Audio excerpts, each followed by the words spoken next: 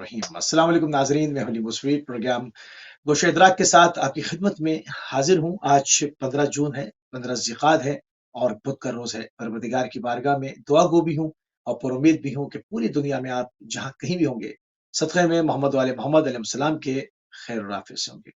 नाज़रीन, आज हमारा ख़ुसूसी प्रोग्राम है सीरत इमाम अली रज़ा रूही व अरवाह अल फ़िदा के सिलसिले में आपकी ज़िंदगी कुछ जिस तरह से भी मौरख़ीन ने जो कुछ उस हवाले से लिखा है, जो कुछ कलमबंद किया है, जो आपकी इल्मी जद्दोजहद, आपकी बाबरकत तरीन ज़िंदगी, जो इस्लाम के लिए मार्कतुल आरा जो उसके अंदर काम है, जो काविश है, उन तमाम चीज़ों को कोशिश करेंगे अपने वक़्त में रहते हुए ज़्यादा से ज़्यादा नुकात को आपकी खिदमत आलिया में पेश कर सकें। उस बेहतरीन मौज़ू के ऊपर बात करने के लिए हमारे साथ आपकी पसंदीदा तरीन शख्सियत, यकीनन आपकी शख्सियत किसी तारुफ़ की मोहताज नहीं है, मौलाना सैयद नजमुल हसन नकवी साहब हमारे साथ मौजूद है। क़िबला को प्रोग्राम में खुशामदीद कहेंगे और आपकी खिदमत में सलाम अर्ज़ करेंगे। जी, अस्सलाम वालेकुम वरहमतुल्लाहि व बरकातुहू। आपको भी और आपके तवस्सुत से तमाम तर नाज़रीन की खिदमत में मुअद्दबाना सलाम अर्ज़ करते हैं।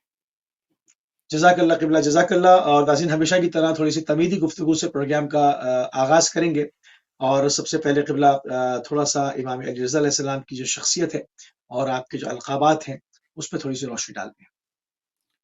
बिस्मिल्लाहिर्रहमानिर्रहीम व बिही नस्तईन। अल्लाहुम्मा सल्लि अला नबिय्यिना व अला तय्यबीन अत्ताहिरीन अल-मासूमीन। इमाम अली रज़ा अलैहिस्सलातु वस्सलाम रूही व अरवाहुल आलमीन लहुल फ़िदा। यकीनन इसमें कोई शक नहीं है कि तसलसल है इन्ना आतैनाकल कौसर का। बेशक। वाह! आपकी ज़ात जो है वो कंटिन्यूशन है। इन्नमा युरीदुल्लाह लियुज़हिबा अन्कुमुर रिज्सा अहलल बैत व युतहिरकुम तत्हीरा। कुरान करीम में जो अहले बैत अलैहिस्सलाम के हवाले से बयान किया गया है, उसके मानी और मफ़ाहीम का मिस्दाक जो है, एक मिस्दाक हज़रत मौला इमाम अली इब्न मूसा रज़ा अलैहिस्सलाम है। आपके अलक़ाबात मुख्तलिफ हैं। मैं चंद एक का शायद अर्ज़ कर सकूँगा अपनी बसीरत के मुताबिक। एक लक़ब है आपका अर्रज़ा। जी, असल नाम है अली इब्न मूसा। अर्रज़ा जो है आपका लक़ब इमाम मोहम्मद तक़ी अलैहिस्सलातु वस्सलाम ने जो है वो किसी ने आपसे कहा कि सुना है कि ये लक़ब जो है वो मामून ने आपको दिया था। तो इमाम ने इरशाद फरमाया कि झूठ बोलते हैं, ये लक़ब देने वाला खुद अल्लाह की ज़ात है। सुभान अल्लाह। ये लक़ब जो है वो पैगंबर अकरम ने अता फरमाया मेरे वालिद गिरामी को। तो अर्ज़ यह है कि कहने लगा, रावी कहता है, मैंने पूछा कि मौला आप तो सारे ही इस सिफत से मुत्तसिफ हैं। आप अहले बैत तो सारे ही मकाम रज़ा पर फाइज हैं। बेशक, सुभान अल्लाह। वालिद को क्यों ऐसे जो है वो लक़ब दिया गया है अर्रज़ा का? तो बड़ी खूबसूरत रिवायत में बात मौजूद है और इसमें कोई शक नहीं है। अल्लाह की रज़ाओं, अल्लाह की मर्ज़ियों के मख़ज़न जो हैं वो यही हस्तियाँ हैं।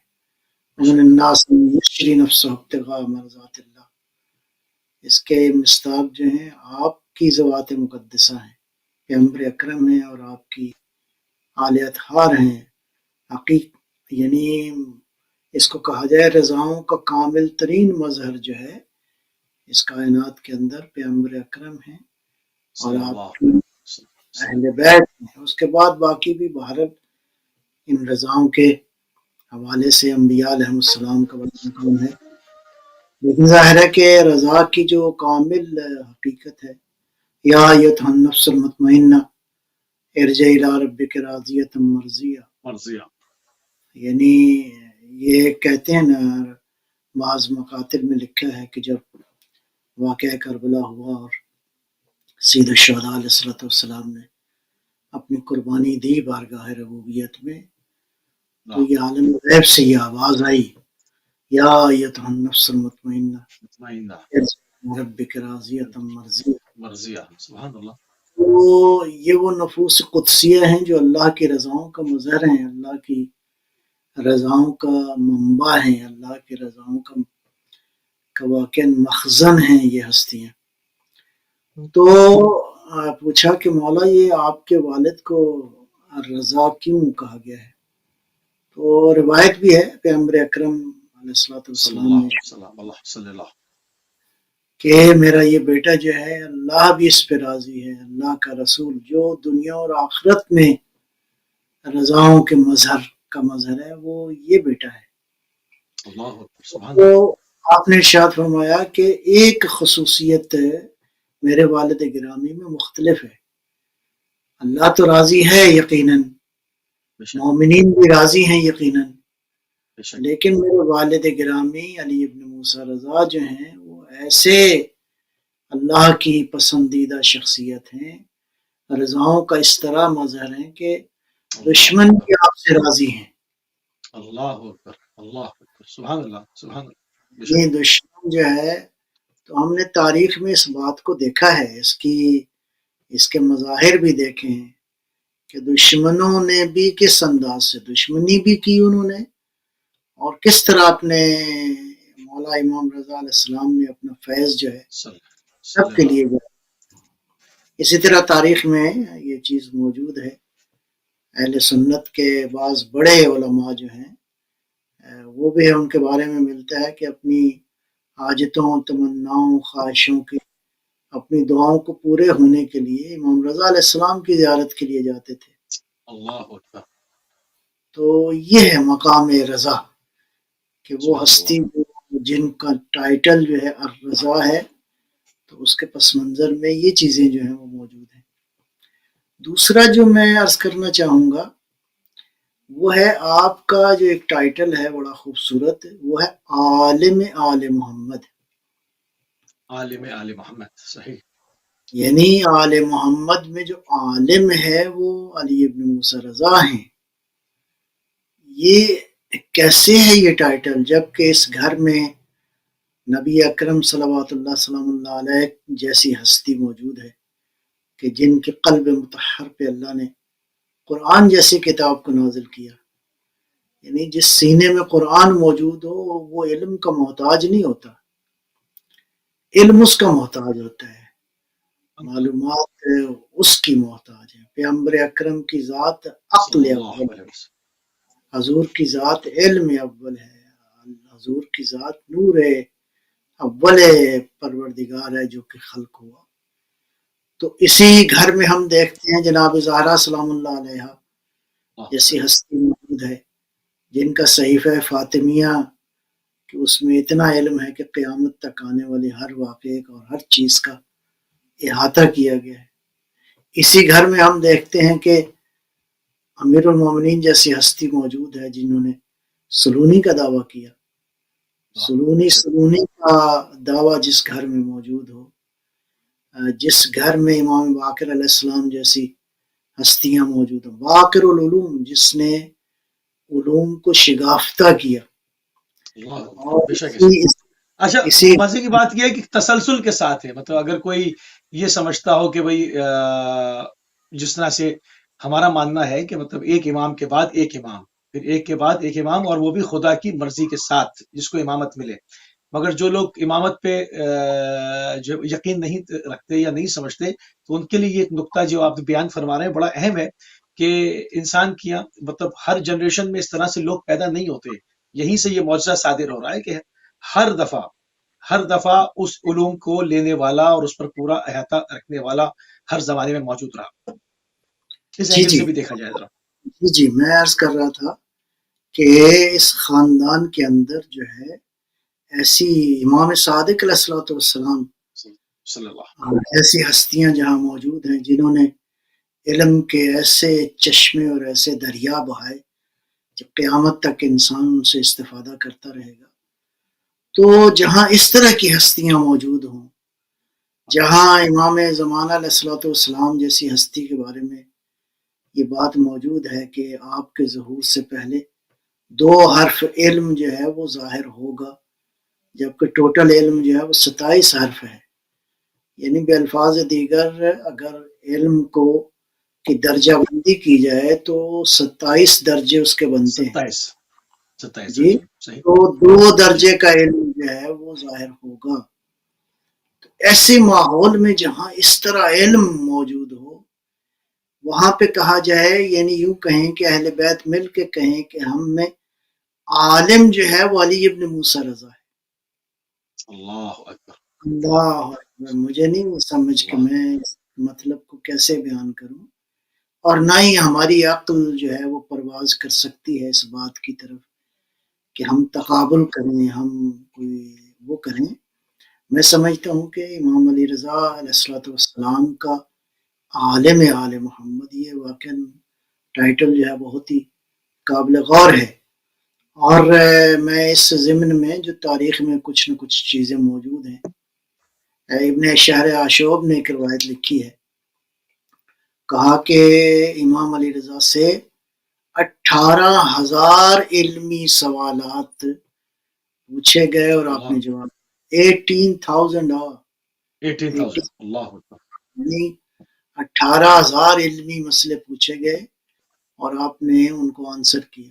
پھر ایک روایت لکھی ہے جناب شیخ طوسی مرحوم نے اپنی ایک ریفرنس کے ساتھ، اس میں لکھا ہے کہ امام علی ابن موسیٰ رضا نے وہ جو 18,000 اپنے السلام. شعب نے سوالات کا ذکر کیا ہے، اس کے علاوہ جو شیخ طوسی نے روایت بیان کی ہے، وہ فرماتے ہیں کہ امام نے 15,000 علمی مسئلوں کا جواب دیا.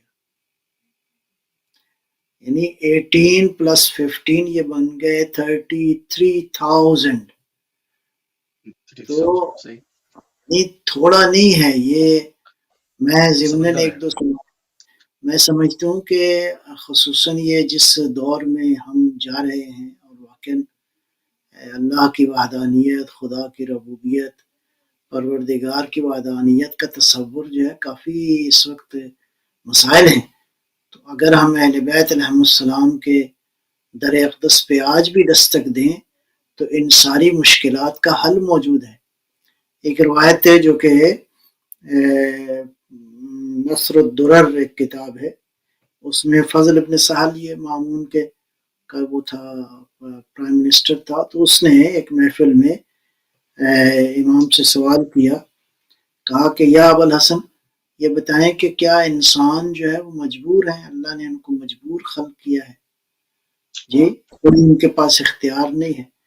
تو ارشاد فرمایا پروردگار اس سے عادل تر ہے کہ اپنے بندے کو مجبور خلق فرمائے اور پھر اس کو عذاب میں ڈال دے، اس کو جہنم میں ڈال دے. کیونکہ عدل کے تقاضوں کے خلاف ہو جائے گا. یعنی کتنا خوبصورت جواب ہے. اس کے بعد اس نے پھر ایک اور سوال کیا اس سے ہی متصل، پوچھا کہ یہ فرمائیں کہ کیا انسان پھر آزاد ہے؟ تو فرمایا کہ خدا بند عالم اس سے زیادہ حکیم تر ہے کہ انسان کو آزاد خلق کرے اور اس کو اسی کے حوالے کر دے.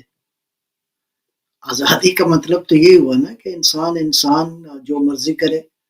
آزادی ایسی ایسا بھی نہیں. ایسا بھی نہیں ہے. تو اس کا ایسا مطلب بھی ایک نہیں. درمیانی راستہ ہے. تو ایسا خوبصورت توحید کا ایک تصور جو ہے مختصر روایت میں. ایک اور روایت میں اچھا آپ یہیں پہ اچھا یہیں پہ آ کے لوگ الجھ جاتے ہیں کہ مطلب اختیار کتنا ہے اور کتنا اختیار نہیں ہے. اب اس کا تعین کرنا یہ ایک عجیب چیز ہے. یہ اصل میں اس کے لیے تفسیر چاہیے نا، اس کے لیے تفصیل چاہیے. اس کے لیے علماء کی خدمت میں جا کے لوگ دستانوں تلمس طے کریں. البتہ وہ علماء جو واقع علماء ہیں، ابھی تو جی. مشکلات پیدا ہو گئی ہیں. جیسے ہر شعبے میں 2 نمبر ہیں، تو اس جی ہاں. شعبے میں 2 نمبر لوگ موجود ہیں. تو اینی وے، تو ایک روایت جو تہذیب التہذیب میں ابو عثمان مازنی سے روایت کی گئی ہے، کہتے ہیں کہ امام رضا علیہ السلام سے پوچھا گیا کیا پروردگار جو ہے اس نے انسانوں کو جو تکلیف دی ہے ان کی توان سے، ان کی ہمت سے زیادہ ہے؟ یہ فرمائیں کہ کیا انسان جو ہے وہ مکلف ہے نا، خداوند عالم نے یہ جتنے شرعی دینی احکام ہیں، ہم اس کے لیے ایک لفظ استعمال ہوتا ہے تکلیف شرعی. تکلیف یعنی اللہ نے بہرحال انسان کو مشکلوں میں اس کی نشو و نما کا ایک قاعدہ قانون بنایا ہے. تو کیا اللہ جو ہے ان کو انسانوں کو ان کی توان سے زیادہ تکلیف دیتا ہے، مکلف فرماتا ہے؟ تو ارشاد فرمایا پروردگار اس سے عادل تر ہے. پھر پوچھا کہ انسان کیا ہر کام انجام دینے پر قادر ہے؟ آپ نے فرمایا انسان اس سے عاجز تر ہے. کیسا خوبصورت ہے. یعنی بہت ہی کے جواب میں فرمایا کلام امام الکلام امام الکلام. کیا اللہ نے یعنی توان سے زیادہ تکلیف دی ہے؟ فرمایا خدا اس سے عادل تر ہے.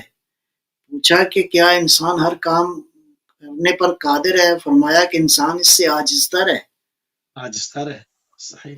تو یہ وہ ہے سلسلہ. میں ایک اور نقطہ یہاں پہ خصوصاً آج کی دنیا میں ہماری جو نسلیں ہیں، خصوصاً یہ سوشل میڈیا کے حوالے سے، کہ دنیا کے اندر آپ دیکھیں انفارمیشن کتنی ہے.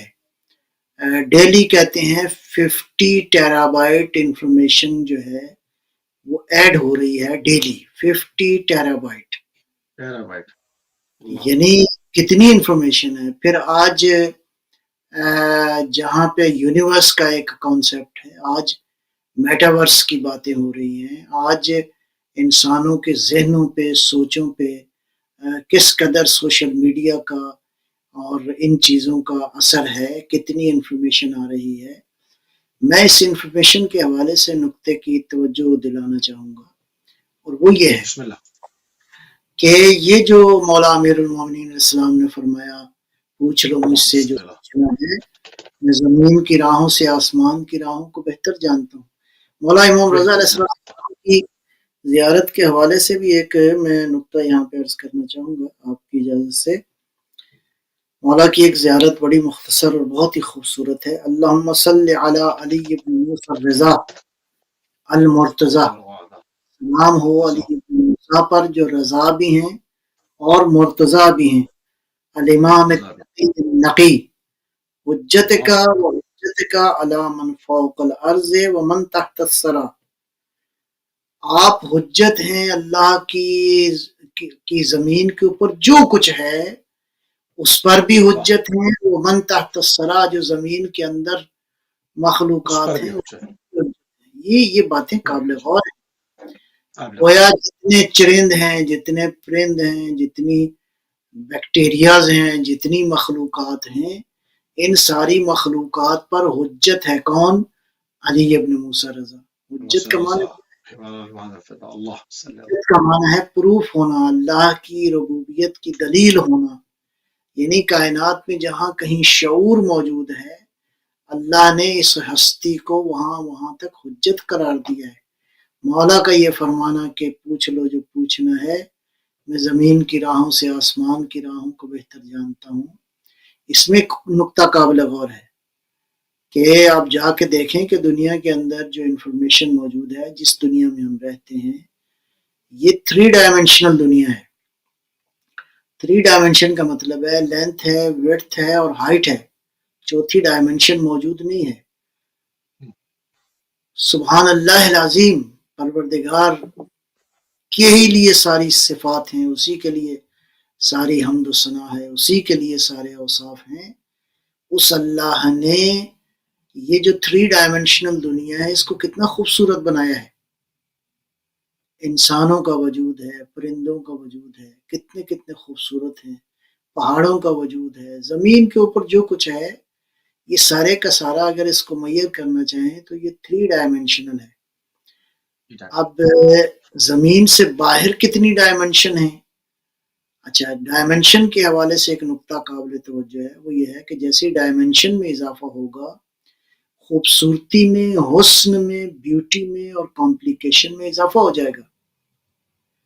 ابھی تو انسان کے وجود کی کمپلیکیشنز ساری کی ساری نہیں سمجھ میں آئی. انسان کے وجود کا ایک بال جو ہے کتنی بڑی کائنات ہے، کتنی بڑی دنیا ہے. تو اب یہ 3 ڈائمینشنل دنیا جو ہے یہ چھوٹی دنیا ہے، اور جو 4 ڈائمنشن کی دنیا ہے وہ اس سے زیادہ پاورفل ہے، اس سے زیادہ سبحان اللہ. خوبصورت، اس سے زیادہ کمپلیکیٹڈ ہے. پھر 5 ڈائمنشن، پھر 6 ڈائمنشن، پھر 7 ڈائمنشن، پھر 8 ڈائمنشن. ایبسولوٹ ڈائمنشنز کائنات کے اندر موجود ہیں. امیر المومنین نے کیا فرمایا؟ میں زمین کی راہوں اللہ سے آسمان کی راہوں کو بہتر جانتا ہوں. بہتر جانتا ہوں. اللہ اکبر. یہ کیا مطلب ہے کہ علی جو ہیں گویا بالفاظ دیگر، میں ایک لفظ اپنی میں کبھی بات کرتا ہوں اپنی محفلوں میں عزیزوں کے ساتھ، تو میں کہتا ہوں میری انڈرسٹینڈنگ یہ ہے کہ مولا نے اپنے اس فرمان کے اندر یہ جو فرمایا کہ میں زمین کو کمپیئر کرتے ہوئے فرمایا میں آسمان کی راہوں کو بہتر جانتا ہوں، تو گویا بے الفاظ اللہ دیگر مولا نے زمین کی انفارمیشن کو تو لفٹ ہی نہیں کرائی. یعنی قابل توجہ ہے یہ بات کہ وہ پیش ہستیاں کیا جو ہوگی بات. آسمان کی یعنی بیونڈ دا سولر سسٹم کی بات کر رہے ہیں.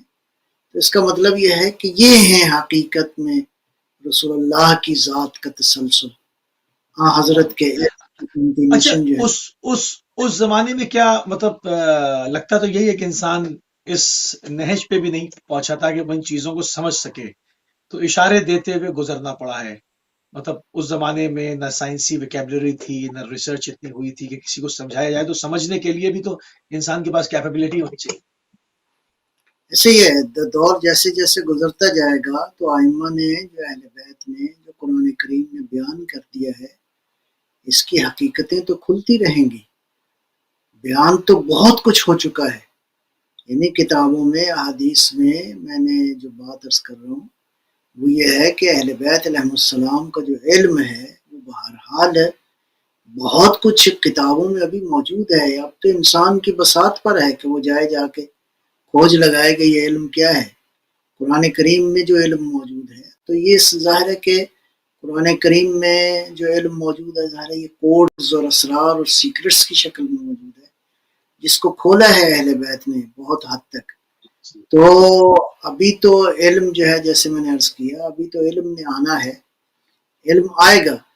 میں یہ سمجھتا ہوں کہ اہل بیت علیہ السلام کی بارگاہ میں ابھی بھی ضرورت ہے کہ ہم عز و نیاز کے ساتھ جو ہے وہ جائیں اور اپنی علمی پیاس جو ہے وہ بجھانے کی کوشش کریں. بجھائیں، کوشش کریں.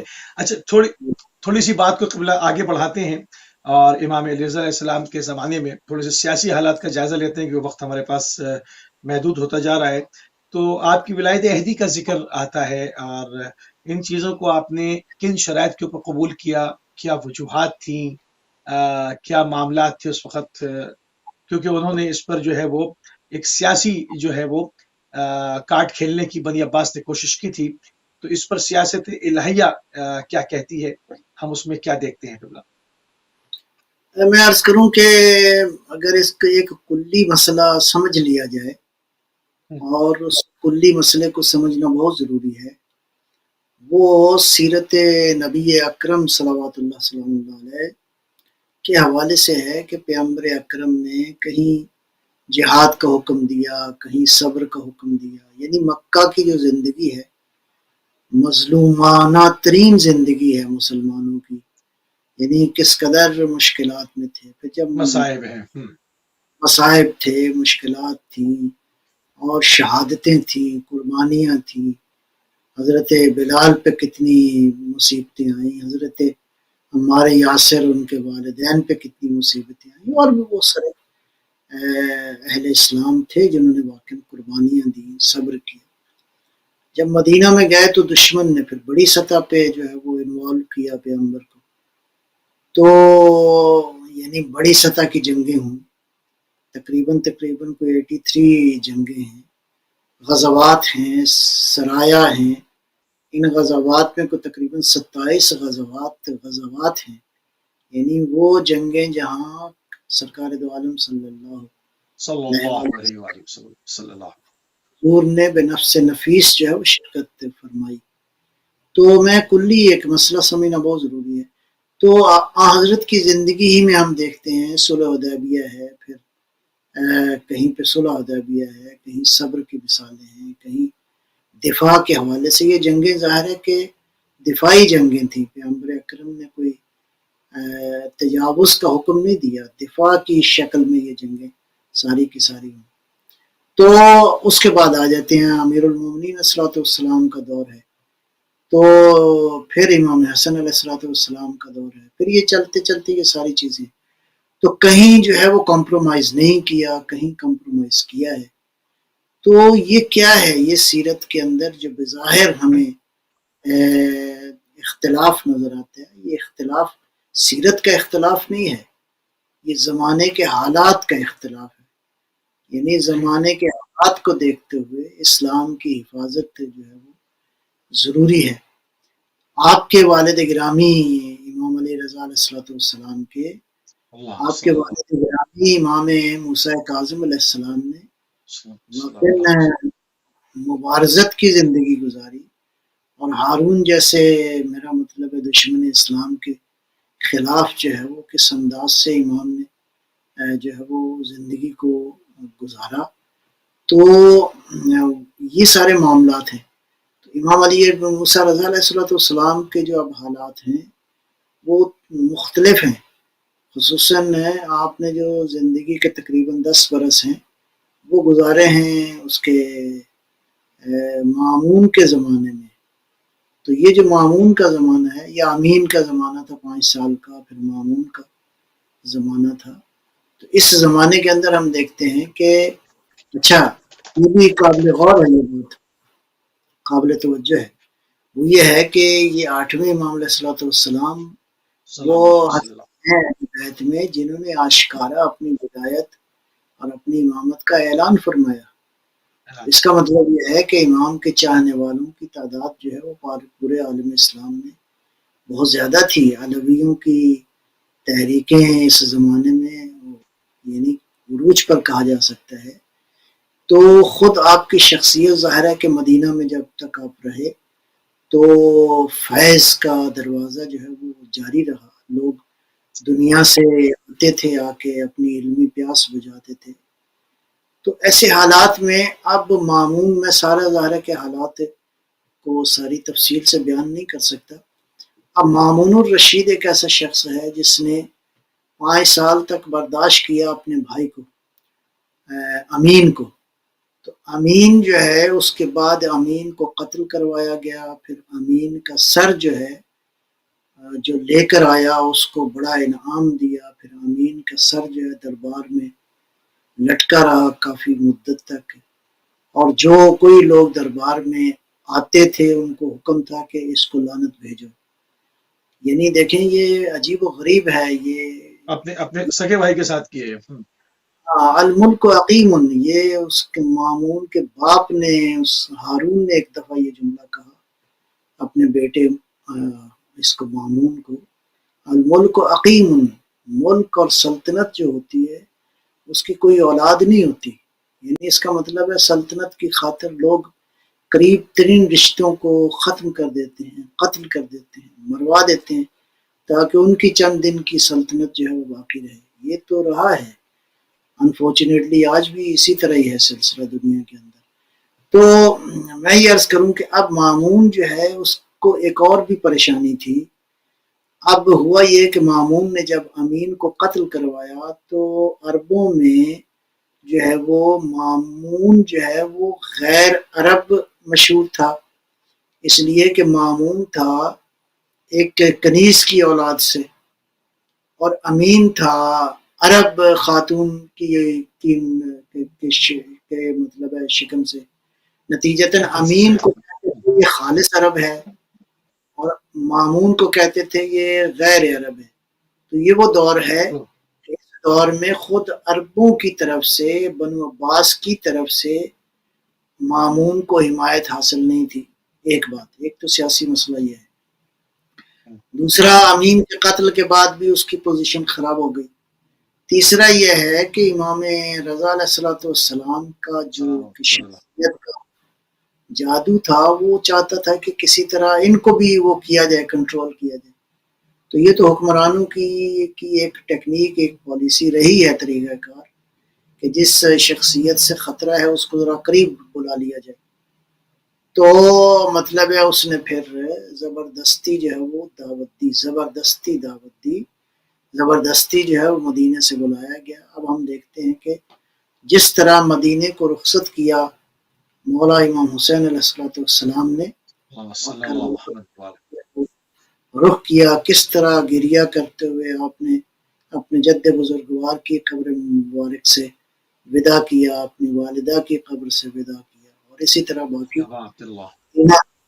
سے تو اسی طرح تقریباً رخصت جو ہے ہوئے امام رضا علیہ السلام مدینہ میں اپنے جد کے قبر اطہر پر گئے اور وہاں پہ جا کے گریہ کے عالم میں اپنی جد سے جو ہے وہ رخصت کیا، پھر اپنے خاندان اور فیملی کو اکٹھا کیا اور فرمایا کہ یہ سفر میرا آخری سفر ہے، میں اس کے بعد لوٹ کے نہیں آؤں گا۔ تو اس کے بعد مختصر یہ ہے کہ امام کو زبردستی جو ہے وہ لایا گیا، اور لانے کے حوالے سے ایک بڑا نقطہ تاریخ میں قابل غور ہے کہ آپ کو جس روٹ سے لایا گیا وہ روٹ جو ہے وہ زیادہ تر ایسے علاقوں سے جو ہے وہ امام کو لے کر آئے جو کہ مثلا لکھا ہے کہ بصرہ، حواز اور فارس کے مختلف راستوں سے ہوتے ہوئے، جبکہ ایسے علاقے بھی تھے جس میں کیا کہتے ہیں ہمدان، قزوین، کوفہ اور کرمانشاہ وغیرہ کہ جہاں پہ شیعہ زیادہ تھے، تو ان راستوں سے نہیں لے کر آئے جہاں شیعہ لوگوں کی اکثریت تھی، لیکن اس کے باوجود امام کی شخصیت کی معنویت اس قدر بلند و بالا تھی کہ امام جس علاقے سے بستی سے گزرتے گئے تو آپ کی معنویت شعائیں جو ہیں وہ لوگوں پر پڑتی گئیں، لوگ جوک در جوک آئے فرزند پیغمبر کو دیکھنے کے لیے۔ تو یہ بہرحال حکمرانوں کی سیاست دانوں کی سیاست ہے، اللہ کی اپنی سیاست ہے، اللہ کی سیاست جو ہے وہ غالب ہے، اللہ کی تدبیر جو ہے ان سب پہ غالب ہے۔ پھر اس کے بعد جو اگلا نقطہ ہے قابل غور کہ اب جب امام آ گئے، پہنچ گئے، تشریف لے آئے خراسان میں، تو یہ فضل ابن سہل ہی کی زبان سے ہے کہ اس نے وہ کہتا ہے کہ میں نے دیکھا کہ مامون جو ہے وہ آپ کے سامنے موجود ہے اور مامون نے آپ کو خلافت پیشکش کی، یعنی خلافت آپ سنبھالیں۔ تو مامون کا پیچھے سیاسی مسئلہ کیا تھا کہ وہ چاہتا تھا کہ اپنے آپ کو محفوظ کرے، کوئی ایک محفوظ راستہ دے کہ لوگ ایک طرف تو یہ ہے کہ شیعہ جو ہے وہ کنٹرول ہو جائیں گے جب امام جو ہے خلیفہ بن، فاطمیوں کی تھوڑی سی ہمدردی لے لیں نا، مطلب ایک قبیلہ علویوں کی ہمدردی، شیعوں کی ہمدردی لے لیں۔ دوسرا یہ ہے کہ امام کی شخصیت جب دربار میں ہوگی تو ہم سازشیں کرتے رہیں گے اور میرا مطلب جیسے چاہیں گے تو وہ سارا معاملہ جو ہے ہمارے اختیار میں ہوگا۔ تو امام نے انکار کیا اس خلافت، اور اتنا اس نے اصرار کیا کہ وہ فضل کہتا ہے میں نے زندگی میں خلافت کو اتنا ذلیل ہوتے ہوئے کبھی نہیں دیکھا۔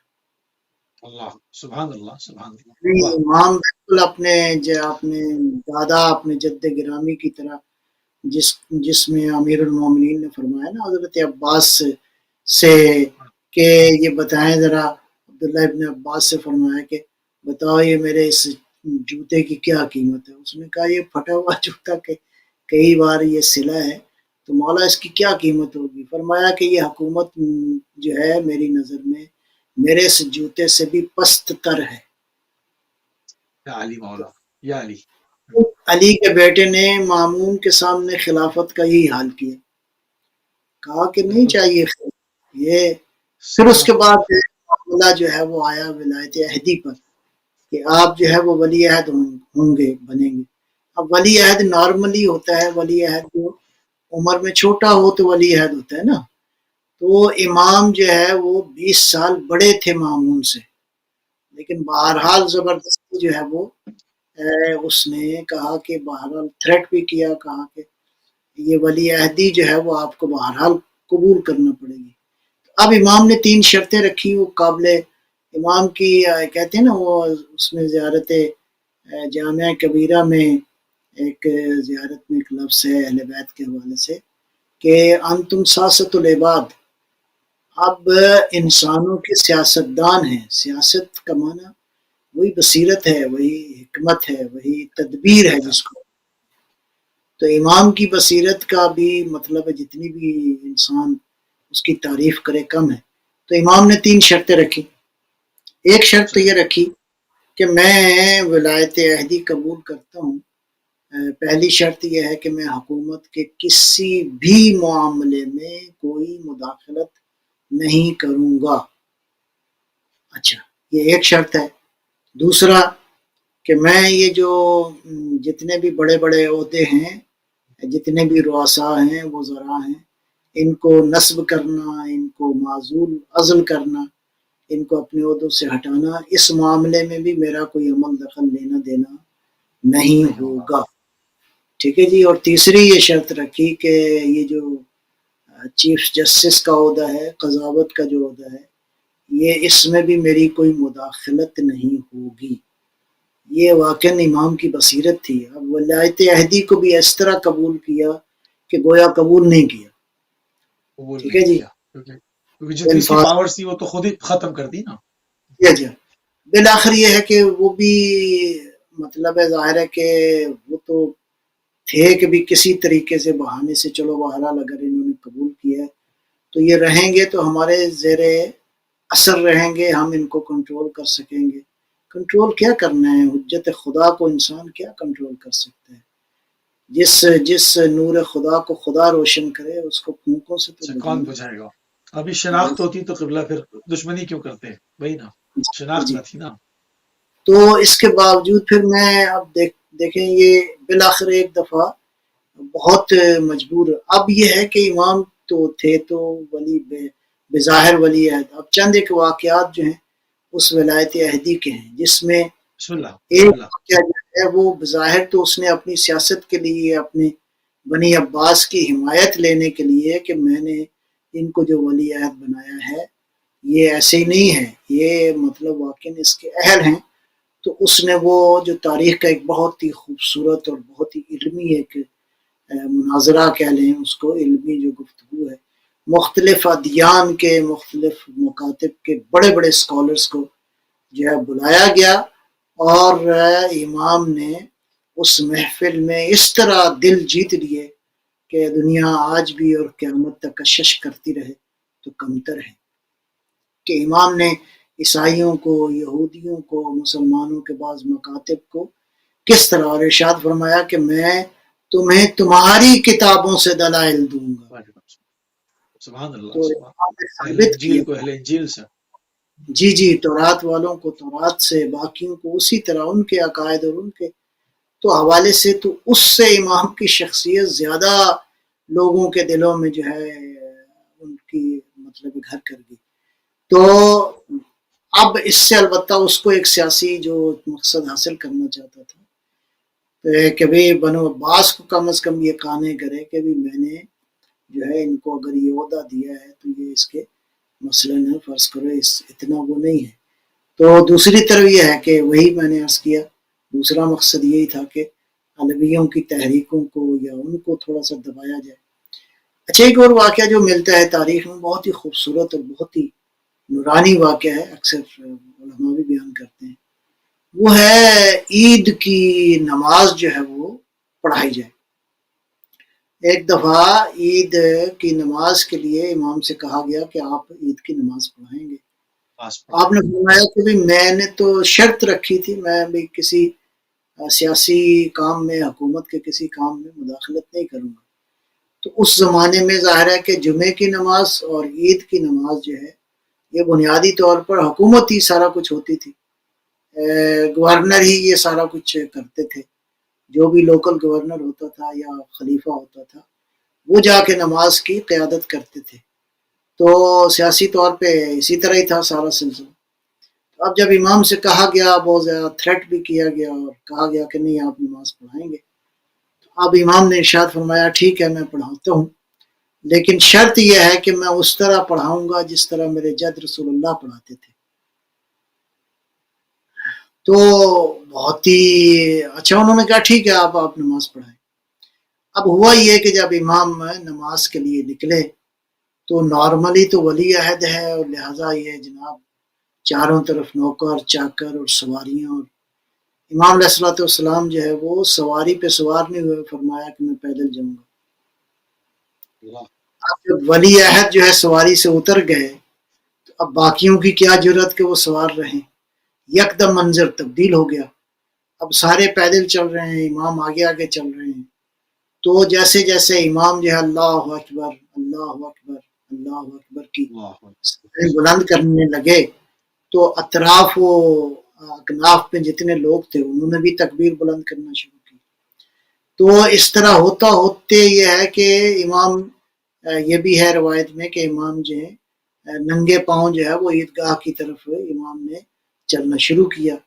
تو ایک عجیب و غریب پورے اس میں ماحول میں اب ہزاروں کا مجمع ہے، تکبیر کی صدائیں بلند ہو رہی ہیں۔ جب ہزاروں کا مجمع تکبیر کی صدا بلند کرے تو کتنی معنویت ہوتی ہے فضا میں۔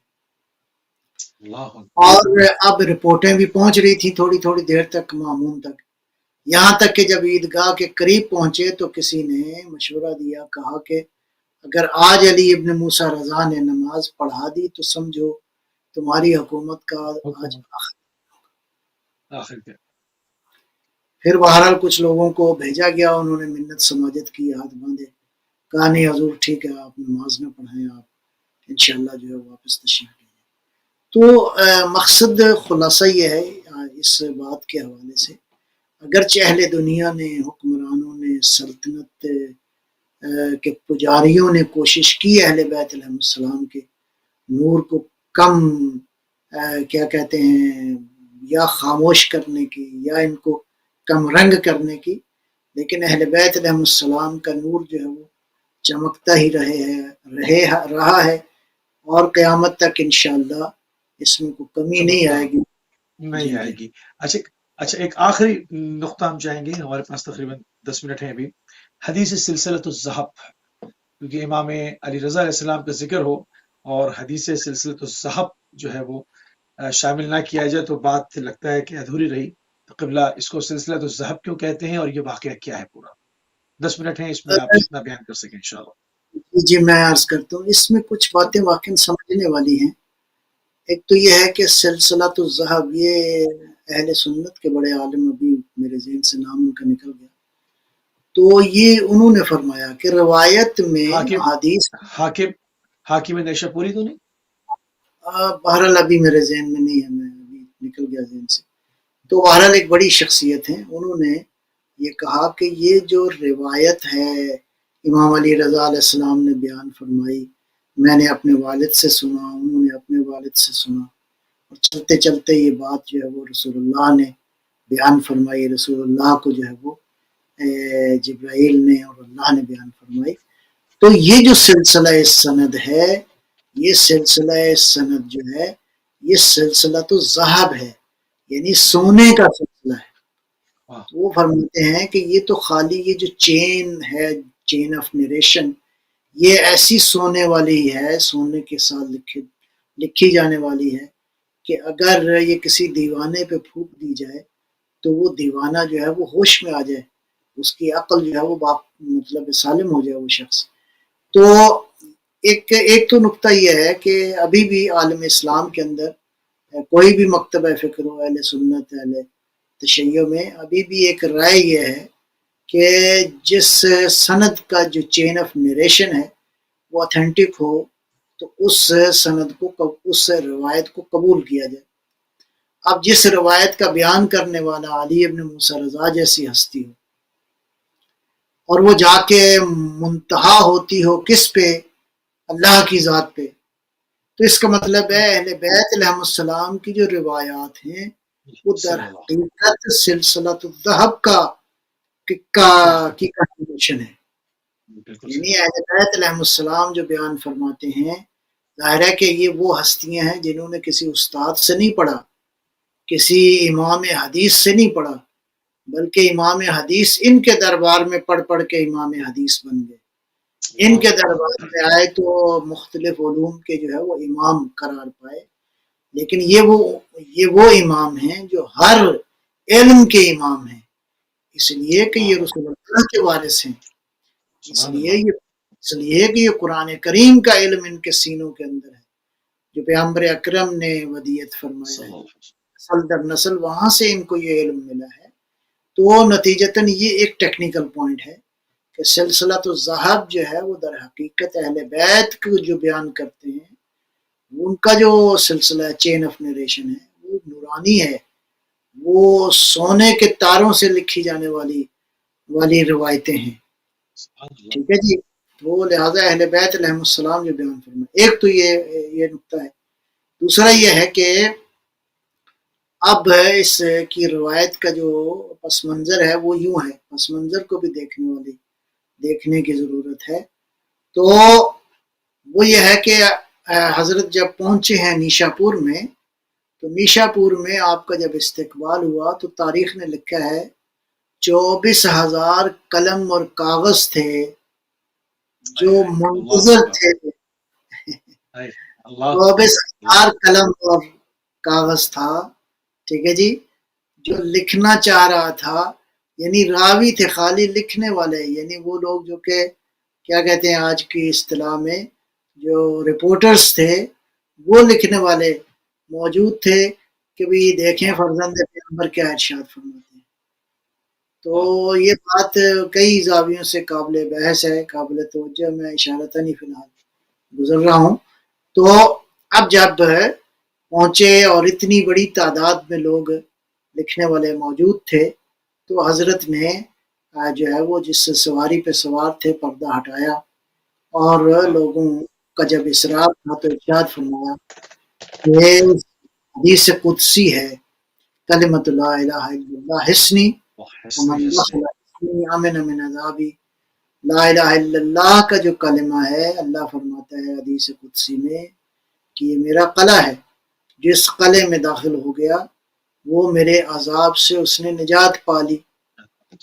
اب یہ جملے آپ نے ارشاد فرمائے تو پردہ جو ہے وہ دوبارہ گر گیا، اب سواری آہستہ آہستہ قدم بقدم جو ہے وہ، اب لوگوں کے ذہن میں تو تقریباً یوں سمجھیں کہ بات آ گئی کہ ٹھیک ہے لا الہ الا اللہ جو ہے کافی ہے، یہی کلمہ ہے جو ہمیں عذاب سے بچائے گا۔ تو شاید منتظر تھے، اور شاید امام نے بھی دانستہ طور پہ یہ جملہ کہنے کے بعد پردہ جو ہے وہ کر لیا۔ پھر اس کے بعد تھوڑی دیر کے بعد دوبارہ جو ہے وہ آپ کا چہرہ انور جو ہے لوگوں نے دوبارہ دیکھا، پردہ اٹھایا، فرمایا کہ یہ جو حدیث میں نے کہی ہے بشرطہا و شروطہا، یہ کلمہ لا الہ الا اللہ جو ہے اللہ کا قلعہ ہے ٹرمز اینڈ کنڈیشنز کے ساتھ، خالی کلمہ جو ہے وہ کافی نہیں ہے اللہ کے عذاب سے، خدا کی وحدانیت اور اس کی توحید کا اقرار جو ہے کر لینا کافی نہیں ہے۔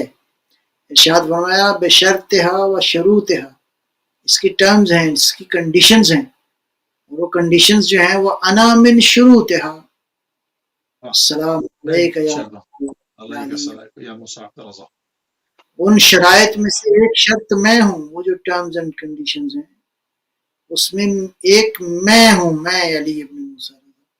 اس کا مطلب یہ ہے کہ امام گویا ایک میسج قیامت تک دے رہے تھے کہ خالی لا الہ الا اللہ کافی نہیں ہے جب تک محمد رسول اللہ نہ ہو، جب تک علی نہ ہو، جب تک اہل بیت کی ولایت کا ساتھ ساتھ دم نہ بھرا جائے، اس لیے کہ اللہ کی وحدانیت خداوند عالم اس میں کوئی شک نہیں ہے، اس کائنات کا خالق ہے، اس کائنات کا مالک ہے، اس کائنات کا ہادی ہے، سارے اوصاف کا مالک وہی ہے، الحمدللہ رب العالمین۔ لیکن اس توحید کی گتھیوں کو سلجھانا، اس توحید کی حقیقت کو سمجھانا، لا الہ الا اللہ کی حقیقت کیا ہے، اگر محمد رسول اللہ نہ ہوتے تو یہ سمجھ میں نہ آتا، اگر علی ولی اللہ نہ ہوتے، اگر علی ابن موسیٰ رضا جیسی شخصیات ہوتی تو یہ توحید نہیں سمجھ میں آتی۔ توحید کی حقیقت کو سمجھنے کے لیے، پروردگار کی ربوبیت کی معرفت کو حاصل کرنے کے لیے ضرورت ہے۔ یہاں پر جو امام نے اپنے آپ کو اس میں اپنے لیے ایک شرط کو کہا کہ اس میں سے میں بھی ایک شرط ہوں، یہ ایک اشارہ دیا جس طرح سے ہمارا عقیدہ اثنا عشری امام اثنا عشر کے اوپر ہے، تو اگر اس پر ہم دیکھیں تو جو گروہ اور تشیع کے ہیں، ود ڈیو ریسپیکٹ، سب کے لیے کہ بعض کے سلسلے 50-55 تک پہنچ گئے ہیں. ہم جہاں سے ہم دیکھتے ہیں کہ رسول اللہ صلی اللہ علیہ وسلم نے 12 ائمہ کے نام اپنی زندگی میں بتائے، اس حوالے سے آپ کیا کہیں گے؟ تو وہ کس طرح سے ان کے پاس بھی وہ حدیث ہوگی، تو وہ کس طرح سے آگے معاملہ بڑھ گیا ہے اور مطمئن ہے اور ہم 12 کو فوکس کرتے ہیں؟ دیکھیں، ایک بڑا بنیادی ترین نقطہ سمجھنے کی ضرورت ہے کہ رسول اکرم صلی اللہ علیہ وآلہ وسلم کی جو صفات کے ہم قائل ہیں کہ ان کی عصمت کس درجے کی ہے. جس درجے کی قرآن کی عصمت ہے، عیناً اس درجے کی عصمت جو ہے پیغمبر اکرم کی ہے. بالکل پیغمبر اکرم کی کا جو علم اور عصمت ہے، اس درجے کا علم و عصمت جو ہے وہ بی بی فاطمہ الزہرا سلام اللہ علیہ اور حضرت کے 12 جو جانشین ہیں ان میں ہیں. باقی اچھے تو ہو سکتے ہیں، صاحب علم بھی ہو سکتے ہیں، کچھ نہ کچھ اچھا کردار بھی ہو سکتا ہے، لیکن عصمت کے اس درجے پہ فائز ہوں کہ جس درجے پہ امام علی ابن موسیٰ رضا ہیں، جس درجے پہ امام محمد باقر علیہ السلام ہیں، جس درجے پر امام علی علیہ السلام ہیں، جس درجے پر وہ بی بی ہے جس کے بارے میں اللہ نے فرمایا انا اعطیناک الکوثر. یعنی اصل تو معاملہ یہ ہے کہ ہدایت کے لیے 2 چیزوں کی بنیادی ترین ضرورت ہے، اور وہ ہے 2 منٹ ہے ہمارے پاس، 2 منٹ رہ گئے. ایک علم ہے، ایک عصمت ہے. رسول اللہ کے علم اور عصمت کے وارث جو ہیں وہ یہی ہستیاں ہیں. باقی ٹھیک ہے، اچھا ہونا ٹھیک ہے، قابل تعریف ہے. لوگ اسکالر ہو سکتے ہیں، عالم ہو سکتے ہیں، فقہ کے امام ہو سکتے ہیں، فلسفے کے امام ہو سکتے ہیں فرض کریں، اور باقی علوم کے امام ہو سکتے ہیں، لیکن وہ امام جو امام جو ہے وہ ہر میدان کا امام ہے. وہ امام جو علم میں امام ہے، وہ امام جو عصمت میں امام ہے، وہ امام جو یہ دعویٰ کرے اور ثابت بھی رہے یہ دعویٰ کہ پوچھ لو جو پوچھنا ہے میں زمین کی راہوں سے. یہ سارے ایسے ہیں، یہ سارے کے سارے. اور جب دنیا اندھیروں میں ڈوب جائے تو اس کو نور سے بھر بھی دے. قسطاں واضح ایسے ہی ہے. تو مقصد یہ ہے کہ قرآن کا دعویٰ بھی یہی ہے. قرآن کا دعویٰ یہ ہے کہ اللہ فرماتا ہے اتاکم من کل ما سألتموہ، تم اس سال جی یعنی قرآن جو ہے ہر طرح کے سوال کا جواب. یہ تو قرآن کا سلونی کا دعویٰ ہے. تو سلونی کا دعویٰ قرآن کے بعد وہی کرے جو قرآن کی ساری حقیقتوں سے آشنا ہو. سبحان اللہ. بہت خوبصورت گفتگو آپ کے ساتھ ایک مرتبہ پھر، اور انشاءاللہ وقت ملا تو اس کے اوپر جو ہے وہ تھوڑی سی بات اور کریں گے، بلکہ پورا پروگرام کریں گے. دیکھیں بہت ہی ضرورت ہے اس کے اوپر بات کرنے کی. ہم انتہائی مشکور ہیں، انتہائی ممنون ہیں قبلہ مولانا سید نجم الحسن نقوی صاحب کی کہ آپ نے ایک مرتبہ پھر اہل بیت ٹی وی کو اپنا قیمتی ٹائم دیا. اور ناظرین، ہماری گفتگو ہو رہی تھی سیرت امام علی رضا رحمہ ارمان الفدا کے سلسلے میں. آپ کے ایام ہیں جو کہ ہم نے کوشش کی اپنے وقت میں رہتے ہوئے زیادہ سے زیادہ جو نکات ہیں آپ کی خدمت عالیہ میں عرض کیے جائیں. ہمارے پروگرام کا ٹائم تمام ہوا ہماری اور آپ کی اگلی ملاقات انشاءاللہ کل یو کے ٹائم سے